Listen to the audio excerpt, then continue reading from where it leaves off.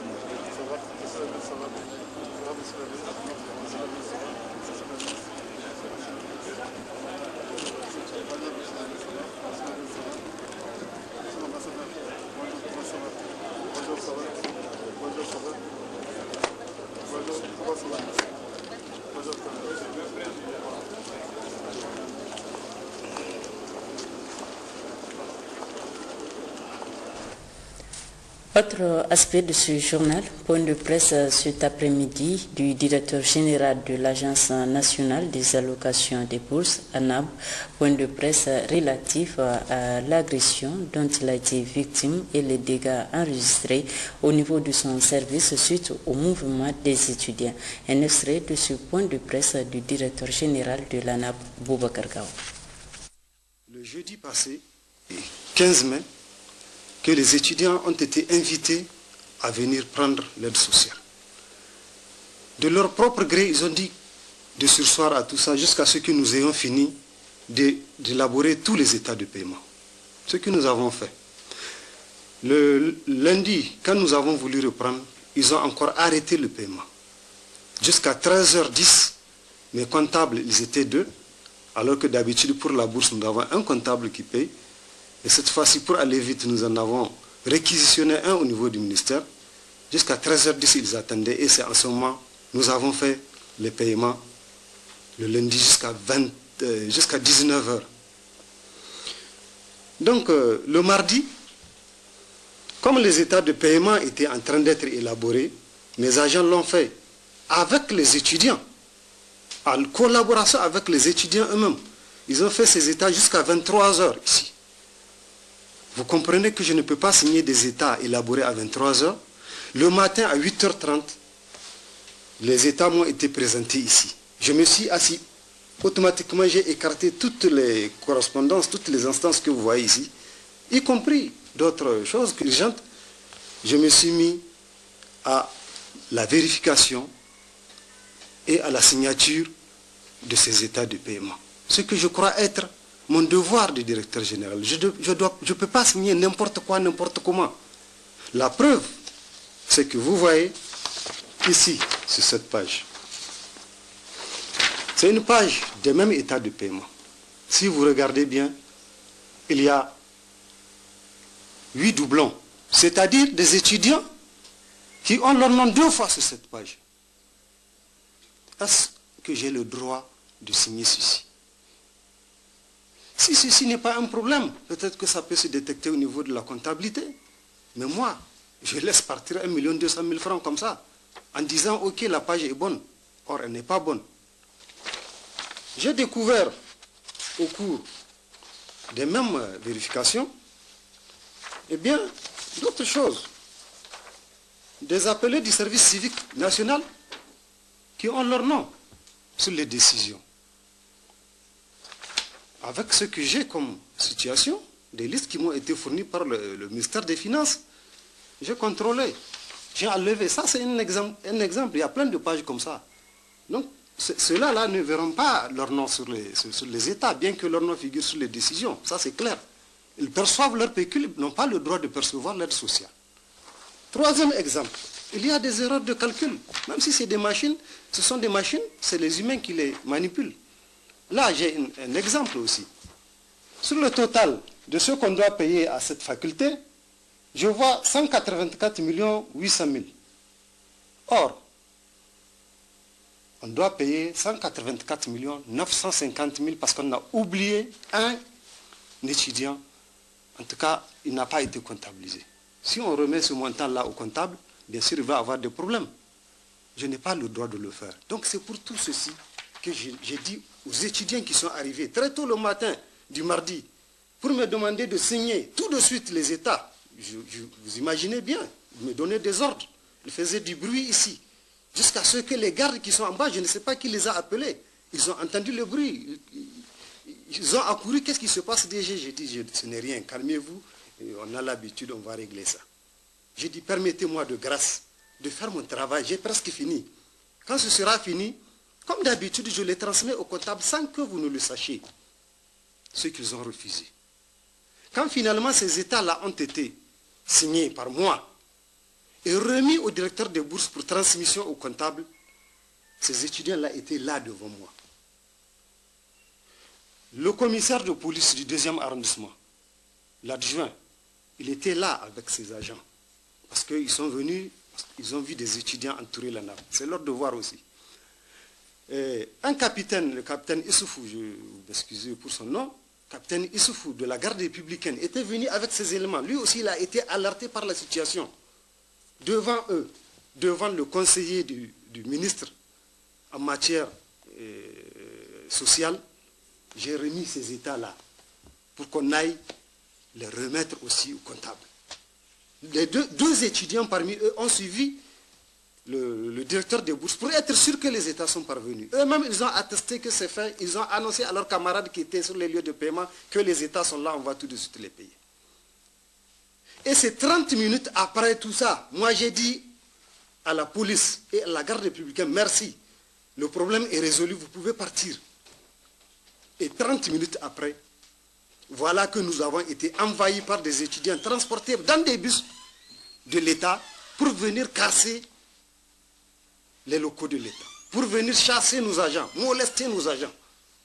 Pendant 30 minutes, j'étais ici en train d'être insulté, en train d'être traité de tous les mots. Imaginez-vous la scène. Et c'est en ce moment que j'ai entendu la garde républicaine tirer les grenades lacrymogènes, franchir le portail pour venir me porter secours. Dieu merci. Parce qu'on dit quand la vérité est de votre côté, Allah aussi est de votre côté. Je remercie ici les forces de l'ordre qui se sont souciés de notre sécurité et qui ont fait leur travail. Ce n'est pas de leur faute. Ils ne pouvaient pas imaginer qu'après un tel dénouement, heureux, les États sont partis, tout le monde est d'accord, c'est fait, c'est fini, qu'on vienne saccager la nappe et même vouloir attenter à la sécurité du personnel. Moi, il me menaçait de m'enlever. Je ne sais pas pour m'amener où. Mais j'étais assis ici. Du début à la fin. C'est pendant que j'étais assis ici que j'entendais casser tout. Le véhicule, les vitres des bureaux, les appareils, tout. Rien n'a été épargné. Et même ils se sont blessés en cassant parce qu'ils le faisaient avec la main. Je ne sais pas de quel type d'étudiant il s'agissait. Voilà les faits. Maintenant, moi je ne peux pas comprendre, en tout cas, leur motivation. Après avoir fini de régler le problème, vous appelez vos camarades pour venir casser un service de l'État. Donc, franchement, je crois que pour l'ANAB qui a reçu cette décision qui doit leur permettre d'être payés, le 19 mai 2014, et qui a fini d'élaborer les états de paiement et de les vérifier, le 20 mai 2014, avant 13 h, je pense que la moindre des choses, c'est de nous dire merci, au lieu de nous attaquer sauvagement. En fin de compte, en réfléchissant, j'ai dit c'est une commande de la violence là. Elle a été commandée. Et il fallait, coûte que coûte, montrer à leurs commanditaires qu'ils ont exécuté le marché. Mais ce n'est pas de cette façon qu'on doit exécuter un mandat à soi confié. Leurs camarades étudiants, ce n'est pas pour ça qu'ils les ont élus membres de bureau. Pour exécuter des commandes de violence. Ça fait 2 ans que je suis ici. Est-ce que pour une fois quelqu'un est venu me réclamer des états de paiement? On les faisait régulièrement. Il n'y a pas de semaine où on n'élabore pas d'état de paiement. On paye du 1er octobre jusqu'au 31 décembre de l'année suivante. On paye. Mais les gens ne le savent pas, nous payons jusqu'à l'extérieur. Mais pour ça, là, on vient faire des histoires, je dis c'est un prétexte. Suite donc au mouvement d'humeur des étudiants de l'université Abdou Moumouni de Niamey, mouvement ayant occasionné d'importants dégâts matériels, une de nos équipes a tendu son micro à quelques-uns de nos concitoyens. Voici leur réaction. La manière dont ils ont réagi tout dernièrement, c'est-à-dire ces 2 derniers jours, à travers les casses et autres, c'est-à-dire on ne va pas continuer toujours à reconstruire notre pays. Les casses ne sont pas bons parce qu'à chaque fois, c'est des dégâts, il faut encore reconstruire. Et avec qui? Avec quoi du moins? C'est avec l'argent de nos parents et des contribuables. C'est-à-dire c'est ce qui n'est pas bon. C'est un événement très malheureux du fait que c'est un édifice public qui a été saccagé par le jeune. Je pense que les jeunes constituent en tout cas l'élite de demain et qu'ils aspirent à occuper des postes en tout cas stratégiques dans ce pays. Très malheureusement, l'acte qui a été commis est regrettable, surtout pour eux, sans se rendre compte que c'est un bien qui appartient à tous. Très malheureusement, et on constate que les dégâts étaient énormes. Et j'en appelle en tout cas au sens des responsabilités des uns et des autres pour qu'on puisse préserver en tout cas les acquis. Je crois que ce qu'ils ont fait avant-hier là, c'est pas juste. Et je lance un appel à l'État de condamner cet acte-là. On est là pour le Niger, nous tous, pour qu'on aille en avant. C'est pas bon de faire 2 pas en arrière. Et un recul en arrière pour nous, car on veut le développement de notre pays. Comme on est dans un pays démocratique, tout un chacun peut réclamer son droit. Et nul n'est censé ignorer la loi. Ça, c'est ce que chaque citoyen nigérien doit comprendre. Et ta liberté s'arrête où commence la liberté de l'autre. C'est une autre éthique de droit que les gens, les citoyens doivent apprendre. Moi, tout ce que je demande aux gens, c'est d'essayer de respecter leur pays. c'est de respecter les lois qu'ils ont librement choisies à travers la Constitution, parce que tout le monde a voté la Constitution. Les cas qu'il y a eu, c'est déplorable. Les attaques des individus ou des sièges des partis, nous l'avons appris, mais c'est encore plus déplorable. Bon, ces actes de vandalisme, vraiment, c'est regrettable. Parce que je n'ai jamais imaginé, aujourd'hui, par rapport aux efforts fournis par ce gouvernement de la 7e République, qu'un groupe des étudiants vont se lever un bon matin pour aller casser les biens, en tout cas publics ou privés. Il devrait quand même passer par la voie normale. La voie normale est de s'adresser des correspondances, comme d'habitude, au niveau de la voie hiérarchique pour revendiquer. On n'a pas besoin, en tout cas aujourd'hui, de casser ou de mettre du feu. Surtout là où aujourd'hui le Niger est en chantier, en particulier la ville de Niamey. Il ne faut pas qu'ils se laissent manipuler, parce qu'on sent qu'il y a eu des manipulations dans cette affaire-là. Il faut qu'ils pensent aussi que c'est des futurs dirigeants de ce pays. Ils ne devraient pas se laisser faire. Aujourd'hui, c'est leur papa, demain c'est eux. Je sais que les étudiants sont des responsables, mais en majorité de ce genre de casses-là, c'est toujours des badauds qui intègrent les marges des étudiants pour permettre de faire ces casses-là. Vraiment, je pense que c'est pas du tout normal. C'est vraiment anormal. Parce qu'ils ont fait beaucoup de casses, les étudiants là. Et ce qu'il faut déplorer, vraiment, il y a eu des casses des biens publics et des biens privés. Et il faut savoir que les étudiants là, ce sont eux les hommes de demain. Ce sont eux qui vont construire le Niger. Mais si au moins il y a eu une négociation avec le côté étatique et l'ISN, je crois que ces actes-là ne vont pas se produire. Et surtout qu'avec le programme de Niamey, là, vraiment c'est déplorable. Parce que les casses-là, il y a eu beaucoup de pertes en matériel. Et même les étudiants de leur côté, vraiment, il y a eu des blessés, des cas graves. Ce n'est pas tout à fait normal. Surtout que nous, ici au Niger, vraiment, on est en train d'œuvrer pour la paix. On cherche la paix. Il est important qu'à tous les niveaux, les gens mettent en avant la concertation. Et quand il y a les échanges, on peut trouver les solutions. Je peux le dire, en tant qu'aussi ancien cadre de l'ENUN, je pense que ce n'est pas dans l'esprit d'un étudiant la violence de faire la violence. Mais parfois, il y a des murs que certaines personnes mettent, de sorte que parfois on est obligé d'outrepasser, de contourner ce mur-là. Donc c'est dire que, moi j'ai dit, en tout cas, tel que nous connaissions le monde des étudiants, si réellement il y a les échanges, si réellement il y a la concertation, si réellement on écoute ces étudiants, c'est difficile qu'il y ait de ces casses. Donc c'est pourquoi nous interpellons toutes les parties pour que chacun essaie de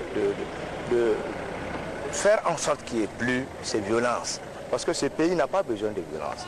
Bien sûr, les parents d'élèves peuvent jouer un rôle important dans ça, puisque c'est nos parents, c'est les parents de tous les scolaires de manière générale. Ils peuvent jouer un rôle important. Aujourd'hui, si les élèves brûlent un véhicule d'un particulier, qui va payer? Non, c'est pas sérieux. Ça veut dire qu'il doit avoir une main derrière tout cela.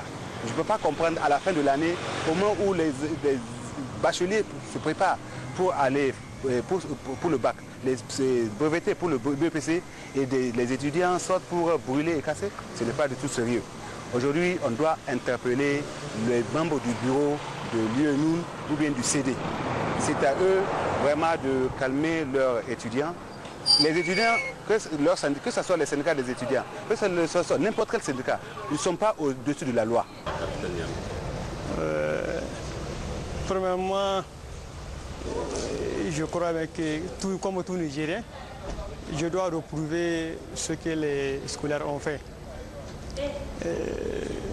Parce qu'il est inadmissible que dans le contexte actuel où les étudiants qui ont participé à la lutte pour la conquête et l'installation de la démocratie se permettent de poser de tels actes, je crois bien que pour tous les Nigériens, je crois que c'est un acte qu'il faut regretter.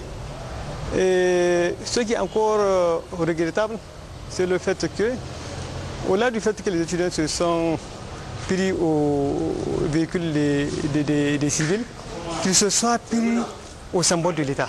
Les véhicules des ministères qu'ils ont détruits, les vitres de la caisse de sécurité qu'ils ont détruits. Cela ne rime pas avec le contexte actuel de la renaissance, celui de la reconstruction de notre pays ou celui de Niamey-Yella. Tout celui qui a observé et qui a regardé ce qui s'est passé au niveau de l'ANAP, c'était très lamentable.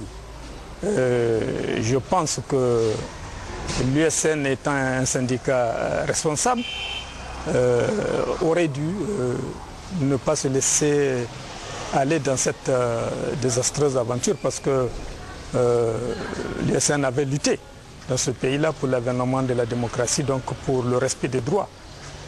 Et elle était à l'avant-garde de cette lutte-là. Et je crois qu'il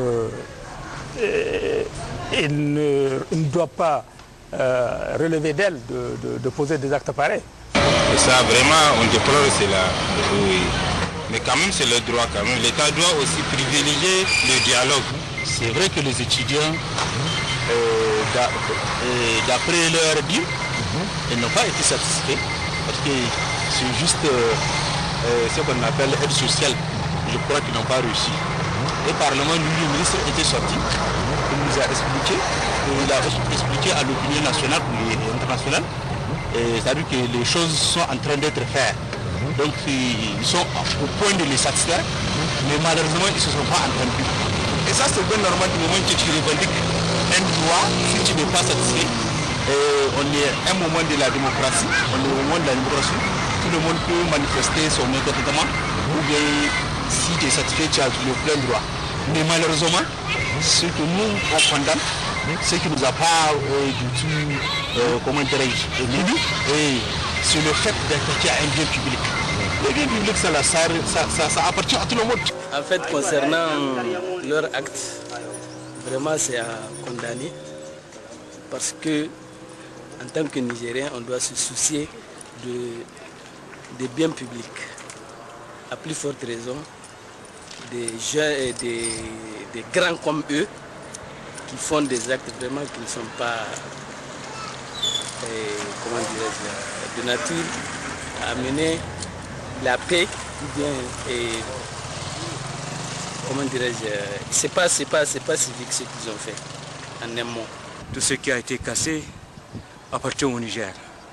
Donc c'est le Niger qui perd, nous avons tous perdu. Moi je crois qu'on devrait en tout cas se départir de ce genre d'actes, de ce genre de comportement. Surtout quand on est étudiant, on doit avoir de la hauteur et comprendre que le bien public, c'est son bien aussi.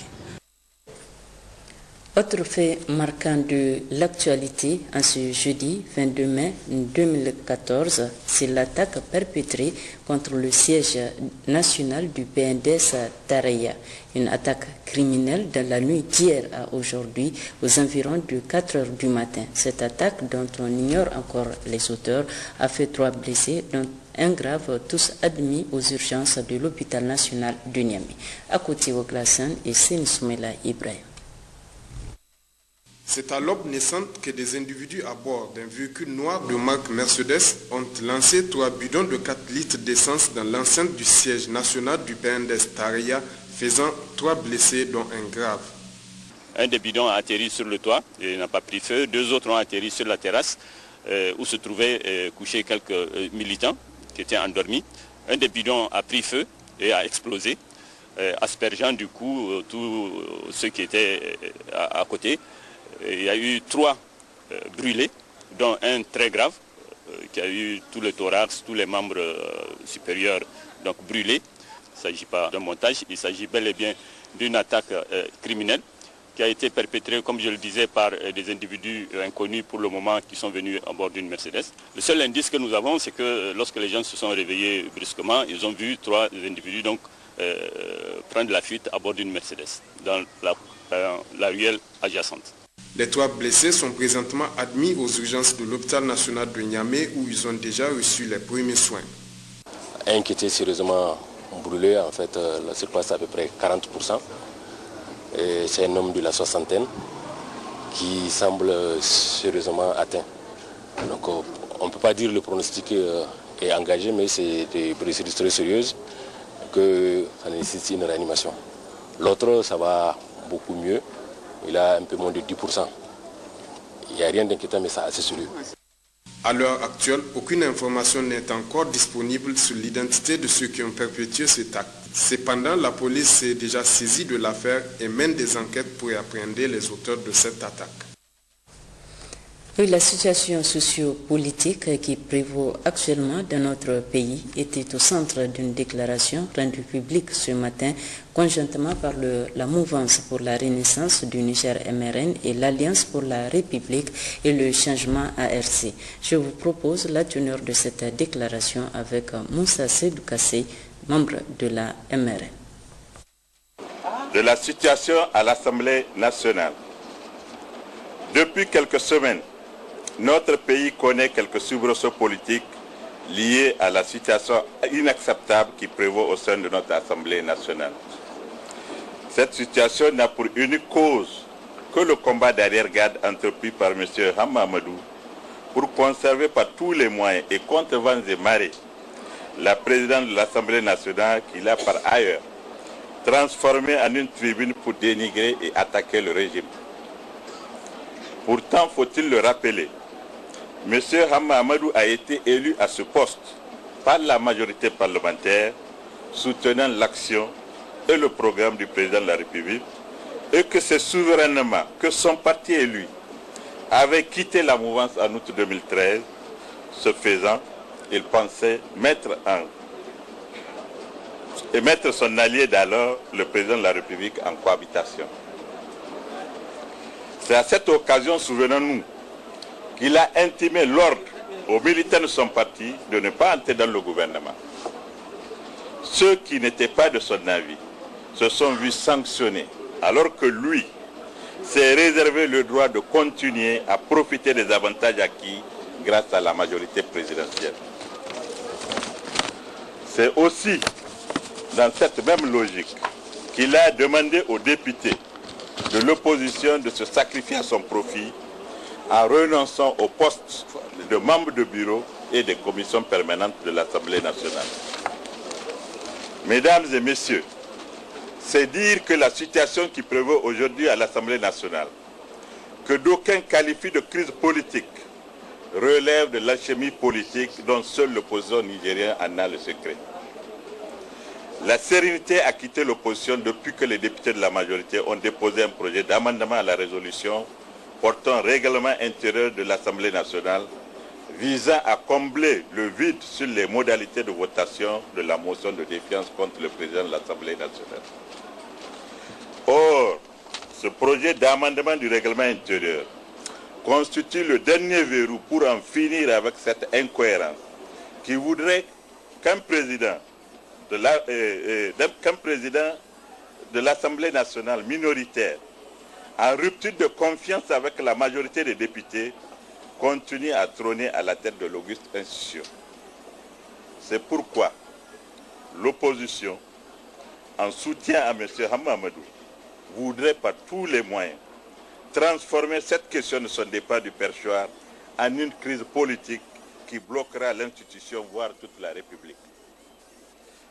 Dans cette perspective, les Nigériens sont témoins contre toute décence politique et contre les lois et règlements de la République. L'opposition nigérienne continue d'entretenir une tempête dans un verre d'eau. Mieux, l'opposition sous sa houlette continue à méconnaître les arrêts pertinents de la Cour constitutionnelle. Le déroulement théâtral de la plénière du samedi 17 mai 2014 en est la parfaite illustration.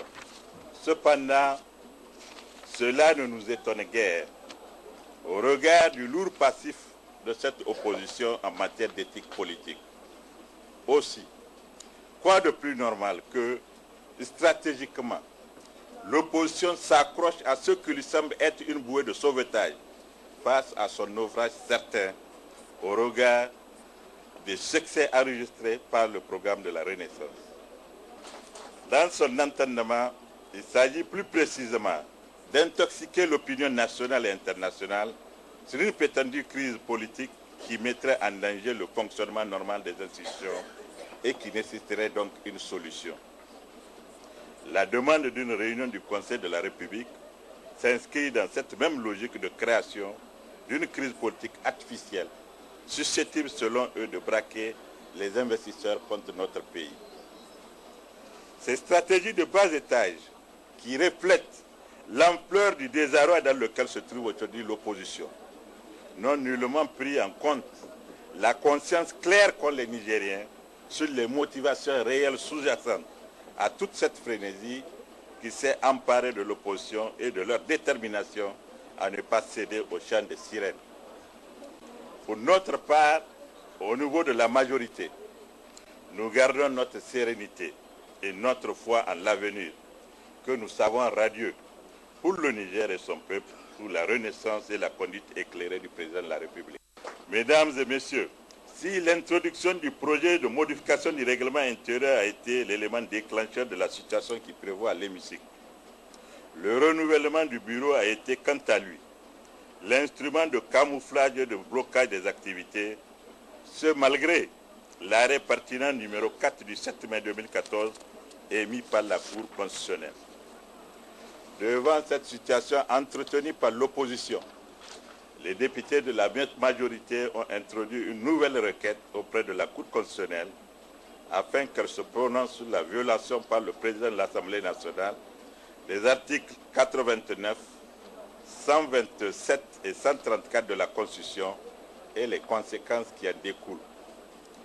L'arrêt qui en résultat conforte la MRN et l'ARC dans leur analyse tout en sonnant le glas à toute espièglerie d'où qu'elle vienne. De la situation sociale.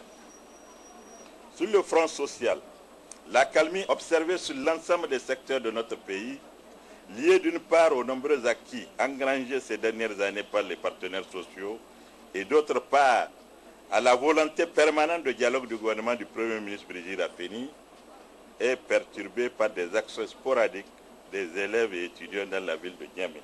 Sans dénier aux scolaires et étudiants nigériens le droit de réclamer leurs droits, la MRN et l'ARC constatent la persistance chez eux de pratiques de vandalisme à l'image des actes qu'ils ont perpétrés récemment à Niamey. L'objectif de ces actions s'inscrit dans l'agenda global visant le blocage des institutions. Mesdames et messieurs, c'est dire qu'ayant échoué dans leur tentative de mettre en cohabitation le président de la République, l'opposition fait feu de tout bois.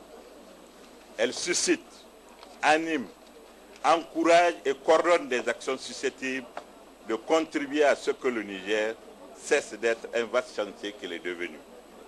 En effet, elle supporte difficilement l'adhésion et le soutien de l'écrasante majorité de la population nigérienne au programme de la Renaissance. Elle supporte mal également le soutien de la communauté internationale à notre pays, aussi bien sur le plan du financement que sur celui de la sécurité. Elle supporte enfin mal les importantes réalisations du gouvernement de la Deuxième République. Mesdames et messieurs, au regard de tout ce qui précède, la MRN et l'ARC réaffirment leur soutien au président de la République et au gouvernement pour l'excellent travail accompli.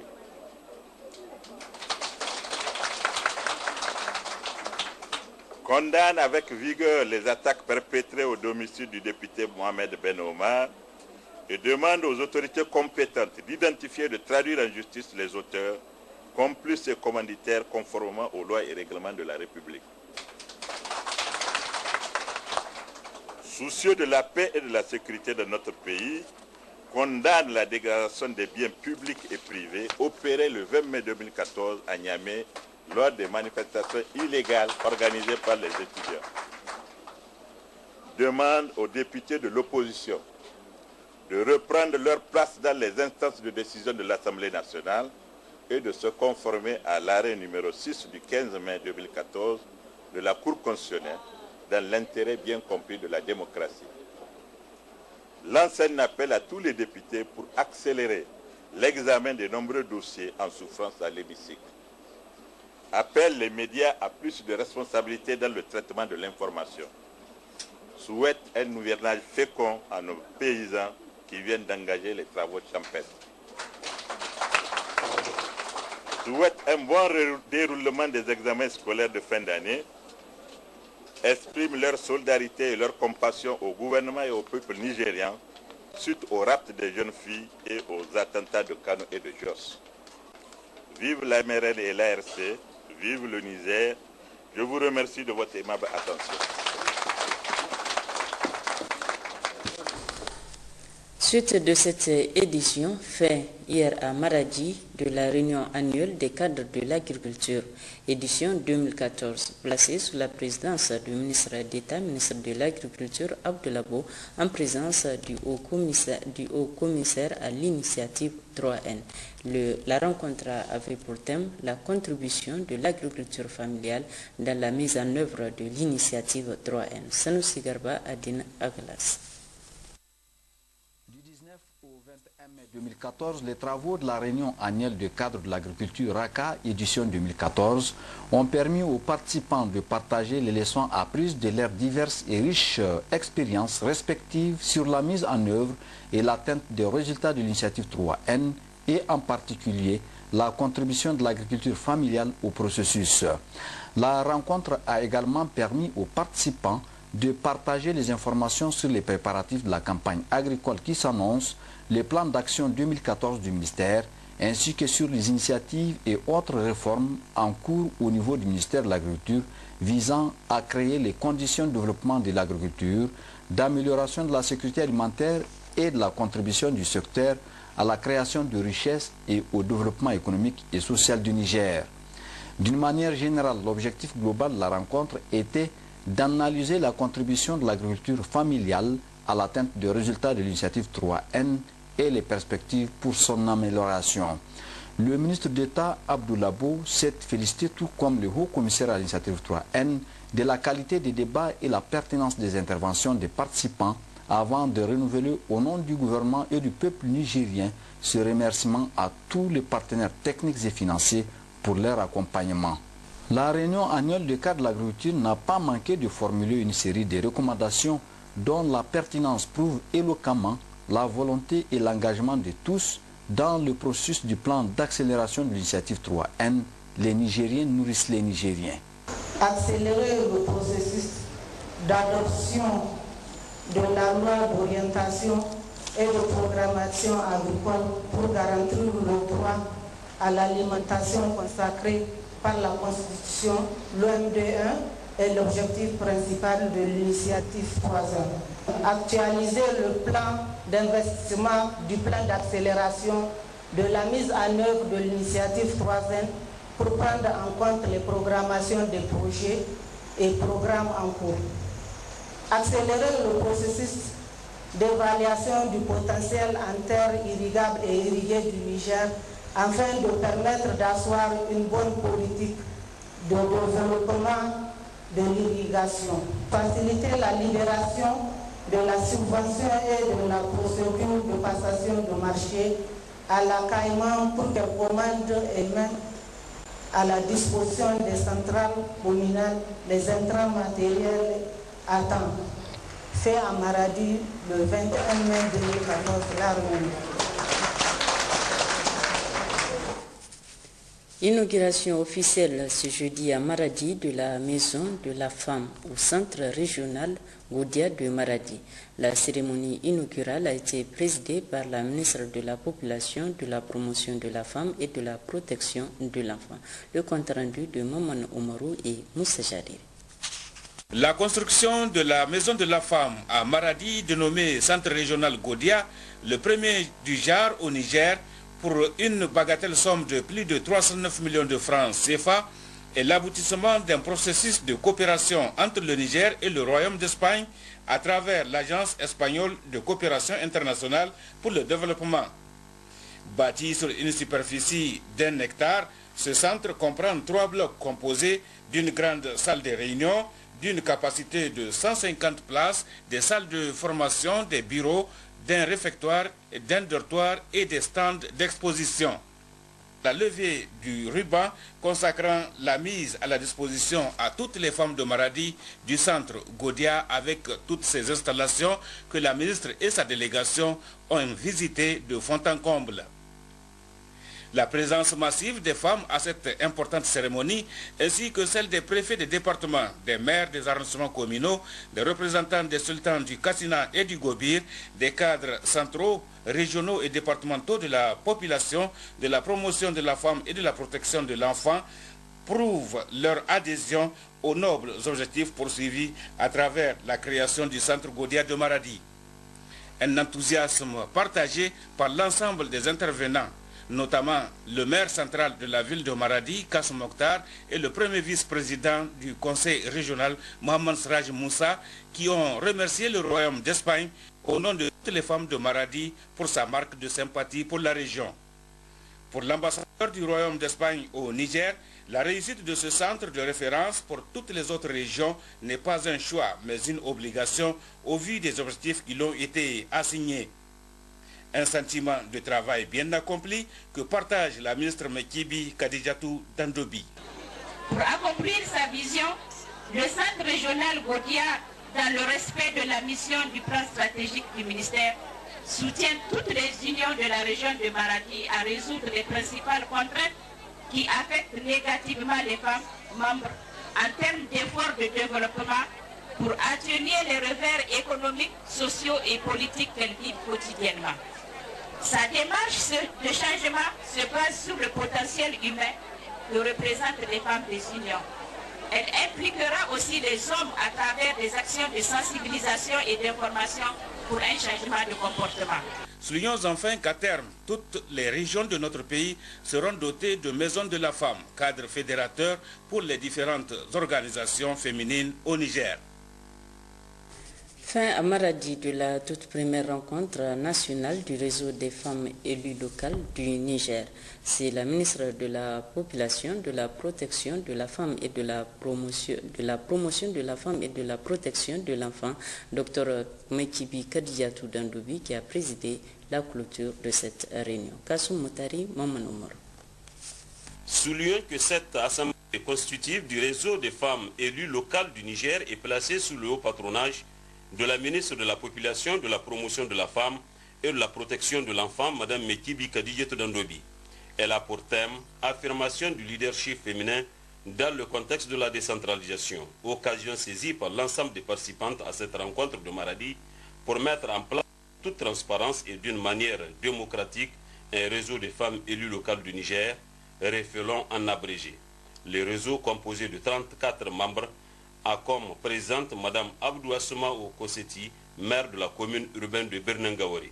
Prenant la parole pour la circonstance, la présidente élue du réseau s'est réjouie de cette marque de confiance à son égard avant de remercier l'ensemble des autorités administratives et coutumières de la région, les structures de l'AMN, ARNI et les partenaires techniques et financiers qui n'ont ménagé aucun effort pour la réussite des présentes assises. Intervenant au cours de la cérémonie, la ministre de la Population a tenu à exprimer toute sa joie et ses sincères remerciements à toutes les participantes pour la qualité de travail accompli avant de leur assurer tous les soutiens des autorités de la 7e République au premier chef, le président de la République, chef de l'État, El Hadji Issou Mahamadou. Pour Mme Mekibi Kadijatou Dandobi, la femme nigérienne dispose de loin le rôle de gardienne de loyer. Elle est la principale actrice de développement. Les femmes ont un rôle important à jouer dans le développement d'une commune. Elles connaissent bien les problèmes du village. Et la commune est un espace de gestion et d'initiative qui leur est facilement accessible. Sans compter que la femme possède un sens de la réalité et de la gestion qui peuvent être utiles à la commune. Mesdames et messieurs, la mise en place du réseau national des femmes élues locales constitue une initiative louable. Ce cadre va permettre aux femmes des différentes régions du Niger de créer une synergie d'action pour la prise en compte des besoins pratiques et intérêts stratégiques des femmes. Auparavant, le maire central de la ville de Maradi, Kassouman Mokhtar, et le président du conseil régional de Difa, représentant le président de Areni, Mayrou Malam Legari, sont intervenus pour demander à l'ensemble des participantes de travailler en synergie et en bonne collaboration pour la réussite du référendum.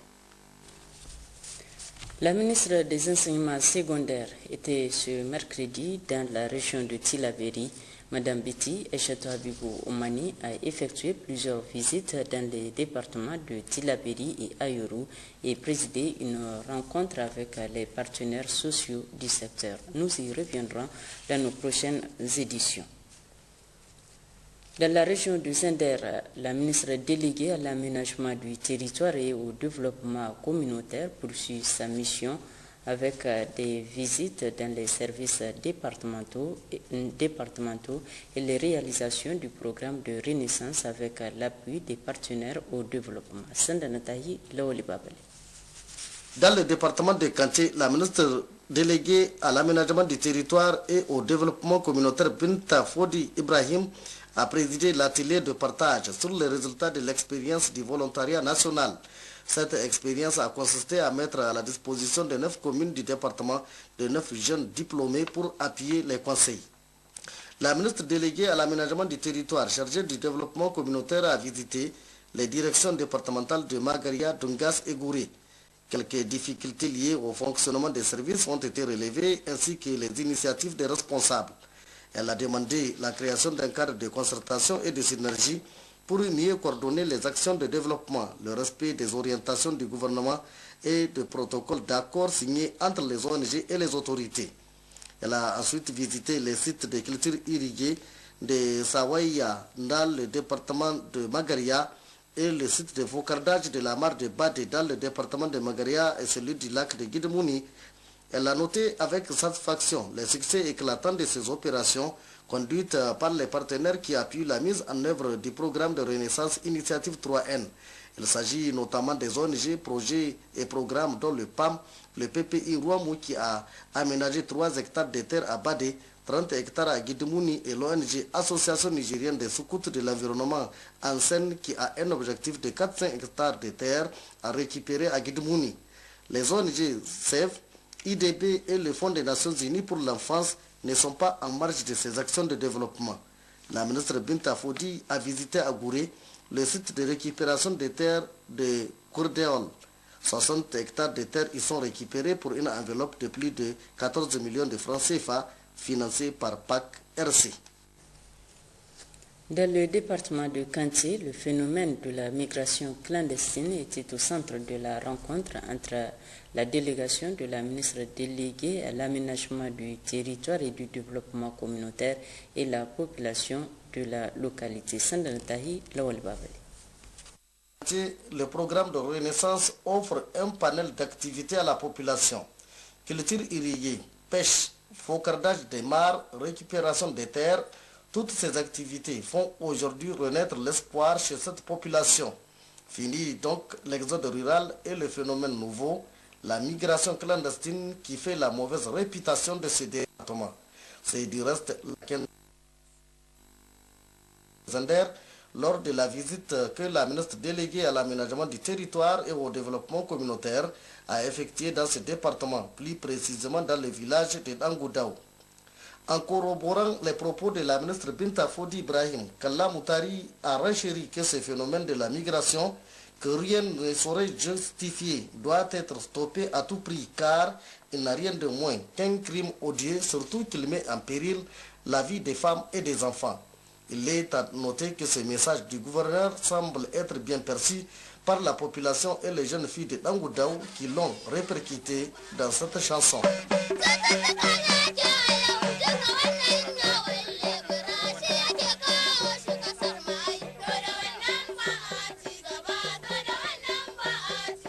Reste maintenant à consolider et à renforcer ses acquis afin que la migration clandestine ne soit plus qu'un triste souvenir chez la population de Kanté. Retour à Niamey où une rencontre a regroupé ce matin autour du ministre du Commerce et de la promotion du secteur privé, les opérateurs économiques, les organisations syndicales et les associations de défense des droits des consommateurs. Au centre des échanges, l'accessibilité aux produits de première nécessité en cette veille du mois de béni de Ramadan. Issa Keissa, c'est qui notre afin de permettre aux frères et sœurs en islam d'accomplir le jeûne du mois du Ramadan dans des meilleures conditions avec des prix abordables, des produits de première nécessité. Le ministre du Commerce et de la Promotion du secteur privé a initié cette rencontre avec les opérateurs économiques, les acteurs de la société civile et les organisations de défense des droits des consommateurs. Nous avons constaté qu'en période de Ramadan, il y a une hausse vertigineuse des prix de première consommation. Nous avons fait un appel en direction des commerçants pour que tous essayent de concourir en vue de faciliter la tâche aux jeûneurs et à l'ensemble de la communauté musulmane. Des échanges que nous avons eus avec les commerçants, nous avons eu l'impression et nous sommes convaincus que le message a été compris. Des engagements fermes ont été pris. Il a été demandé au gouvernement des efforts que nous allons faire. En plus de ce que nous faisons, nous allons continuer à mettre à la disposition des citoyens des produits de première nécessité, notamment les céréales. Le gouvernement cette année envisage de faire sur les céréales plus de 120 000 tonnes de prix modérés. Le gouvernement envisage également de mettre à la disposition des populations plus de 3 000 tonnes de sucre à prix modéré également. Mais cela ne suffit pas. Le gouvernement seul ne peut tout faire. C'est pour cela que nous avons demandé aux commerçants, nous leur lançons un appel pour qu'ils ne profitent pas du mois de Ramadan en vue d'avoir des bénéfices, je dirais, illicites. C'est de tenir compte des besoins réels du Nigérien, de faire en sorte qu'il y ait assez d'approvisionnement pour que chacun puisse accomplir ses obligations religieuses dans des conditions très acceptables, dans des conditions les meilleures possibles. Une rencontre qui a permis aux opérateurs économiques d'échanger avec le ministre sur les problèmes qui assaillent le secteur du commerce.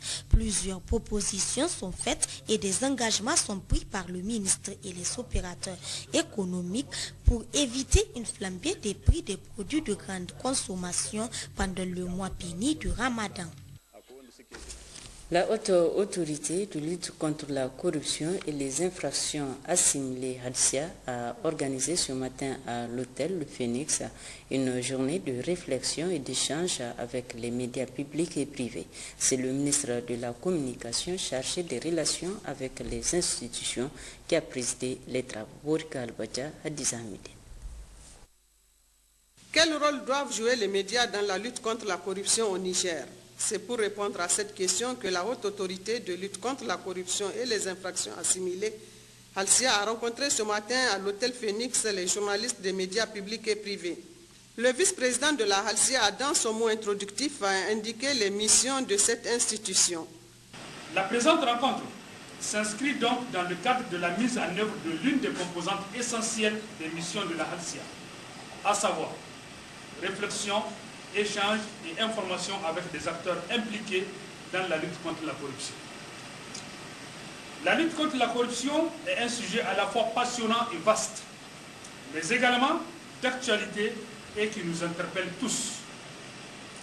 Il s'agit également d'un sujet technique qui nécessite des acteurs impliqués dans la lutte, une lecture commune des textes et une vision commune de la nocivité du phénomène. En ouvrant les travaux, le ministre de la Communication a fait ressortir le rôle combien important des médias dans la lutte contre ce fléau. Mon département ministériel se félicite donc de cette initiative de la HALCIA, qui, à travers cette démarche participative et interactive, impliquant l'ensemble des forces sociales de notre pays, renforce la lutte contre la corruption. Au demeurant, il s'agit pour la presse nigérienne d'un vieux combat, car par ses analyses, investigations et dénonciations sur les tares de notre société, dont entre autres la corruption, la presse nigérienne a généralement toujours su donner de la matière aux organes de contrôle en matière de lutte contre la corruption. Les médias sont donc des acteurs incontournables dans la lutte contre ce fléau. C'est pourquoi la Convention des Nations Unies contre la corruption, ratifiée par notre pays, engage chaque État parti à prendre des mesures appropriées pour favoriser sa participation à la prévention de la corruption et à la lutte contre ce phénomène. Cette convention engage ainsi les médias à mieux sensibiliser le public à l'existence, aux causes, à la gravité de la corruption et à la menace que celle-ci représente. Cette journée de réflexion et d'échange d'informations a permis aux participants de voir quelle stratégie adopter en vue de juguler ce mal. La première session ordinaire statutaire du comité interprofessionnel de la filière bétail viande cuire ses peaux s'est tenue ce matin à Niamey. L'ouverture des travaux a été présidée par le directeur de cabinet du ministre de l'élevage, Guy Matutia Mbaro Koba. Ces assises permettront à ces acteurs de faire le bilan de la mise en œuvre des activités du Bureau exécutif national de l'interprofession de la filière bétail, viande, cuisse et peau, mise en place en décembre 2013. La viande et le cuir d'origine nigérienne sont connus pour sa qualité dans toute la région d'Afrique ouest, l'Afrique centrale et aussi dans les pays arabes. Dans le futur, il est important que les éleveurs nigériens profitent pas seulement du bénéfice obtenu à travers la vente du bétail sur pied, mais aussi récupèrent valeur ajoutée des produits transformés et très bien commercialisés. L'objectif de l'interprofession de la filière bétail, viande, cuir et peau, mise en place le 25 décembre 2013, est d'améliorer la compétitivité de la filière bétail, viande, cuir et peau par le développement de la concertation verticale entre les professionnels des maillons de la production, de la fourniture de biens et services, de la transformation et de la commercialisation de la filière bétail, cuir et peau du Niger. L'interprofession de la filière bétail a pour mission, entre autres, de développer la concertation entre les différents acteurs ainsi que de promouvoir et garantir la qualité des produits de la filière bétail, viande, cuisse et peau. Au cours de votre première session, vous aurez à discuter sur les points suivants. Faire le bilan des activités réalisées par le Bureau exécutif national de l'interprofession depuis sa mise en place.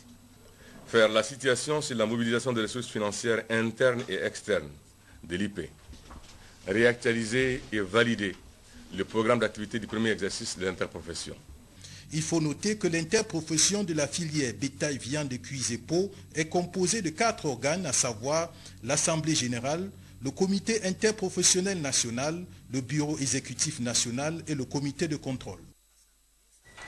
Oui, pendant ce temps, prenaient fin au centre culturel Oumarou Ganda les travaux de l'atelier de formation des greffiers en chef près des cours et tribunaux de grande instance du Niger sur les méthodes de classement et de conservation des archives. Ainsi, après 3 jours d'intenses travaux, les participants ont formulé plusieurs recommandations. C'était en présence du directeur de cabinet du ministre en charge de la justice, Bachir Rabou Salamatou Maman Rabiou. Cette formation a pour objectif principal le renforcement des capacités des participants à cette rencontre, notamment la maîtrise de toute la problématique du classement, de la protection et de la conservation des archives. À l'issue de ces travaux, les participants ont formulé d'importantes recommandations. Aux greffiers en chef de se rendre davantage disponibles pour répondre à leurs besoins. La construction des locaux adaptés et leur équipement en matériel de classement. De poursuivre et d'élargir la formation aux greffiers en chef des tribunaux d'instance. Le directeur de cabinet du ministre en charge de la justice a, au nom du gouvernement de la 7e République, félicité les participants et les formateurs pour la qualité des modules présentés et l'effort accompli. Je voudrais vous rassurer que les recommandations issues de vos travaux seront transmises aux plus hautes autorités et nous ferons le devoir d'attirer leur bienveillante attention sur leur pertinence et la nécessité d'œuvrer à leur mise en application effective. Je profite également de cette occasion qui m'est offerte pour renouveler mes remerciements à l'Union européenne par le biais du PAGED pour son concours précieux ayant permis la tenue du présent atelier et lancer un appel aux autres partenaires techniques et financiers de notre département ministériel dont l'appui a été très utile aussi bien pour la tenue d'un second atelier destiné aux autres greffiers que pour la phase de résolution des problèmes identifiés et de la réalisation des objectifs déterminés. La remise des attestations aux participants a marqué la fin de la cérémonie. Le troisième sommet des présidents des associations régionales des affaires de la CEDEAO a également clos ses travaux ce jeudi après-midi. Après 3 jours d'intenses travaux, les participants à cette rencontre ont formulé d'importantes recommandations dont la mise en œuvre permettra de renforcer les relations économiques et faciliter l'intégration des différents pays membres.